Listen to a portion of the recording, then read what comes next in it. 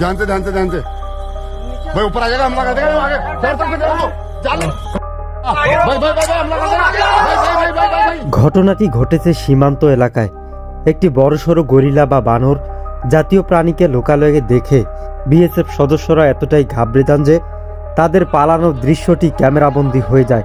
এই ভিডিওটি সোশ্যাল মিডিয়ায় আসার সাথে সাথেই আগুনের মতো ছড়িয়ে পড়ে। বিশেষ করে যারা প্রায় সীমান্তে বিএসএফের আগ্রাসী রূপ দেখে অভ্যস্ত, তারা এই ভীতু রূপ দেখে যেন নিজেদের হাসি আর চেপে রাখতে পারছে না। ফেসবুকের কমেন্ট সেকশন যেন এখন বিনোদনের খনি। একজন লিখেছেন, ভাইরে ভাই, গরিলা দেখে যদি এই অবস্থা হয় তবে বাংলাদেশের রয়্যাল বেঙ্গল টাইগার দেখলে তো ওনারা দেশ ছেড়েই পালাবেন। আবার কেউ বলছেন, বাংলাদেশ দখলের হুমকি যারা দেয় তাদের আগে বন বিভাগের ট্রেনিং দেওয়া দরকার। বিএসএফ এর বন্দুক কি শুধু নিরস্ত্র মানুষের জন্য? গরিলার সামনে গেলে কি ট্রিগার কাজ করে না?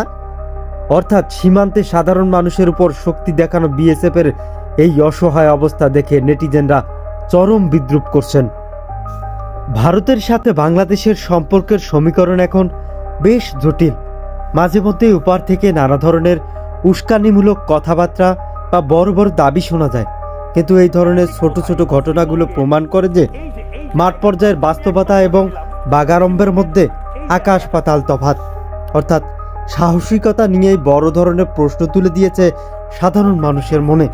নেটিজেনদের ভাষায়, যাদের মনোবল একটা প্রাণীর সামনে টিকে থাকে না, তাদের সামরিক দম্ভ হাস্যকর ছাড়া আর কিছুই নয়।